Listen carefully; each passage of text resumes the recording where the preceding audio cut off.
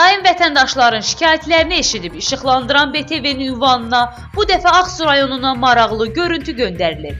Rayon sakininin sözlərinə görə, görüntülərdəki Gözəl Ağsu adlanan məkan İsmayıllı rayonu üzrə Maliyyə İdarəsinin rəisi Radim Müslümova məxsusdur. Tez-tez mətbuatda məmurların gizli bizneslərini üzə çıxaran yazılar dərc olunur. Biz də bu məsələni həqiqətə uyğun olub-olmadığını aydınlaşdırmaq məqsədi ilə Radim Müslümovla əlaqə saxlamağa çalışdıq. Bu məsələ ilə bağlı suallarımızı eşidən Radim Müslümov telefonu söndürdü. Bu nömrəyə rəng çatmır. Telefon ya söndürülüb, ya da əhatə dairəsi xaricindədir.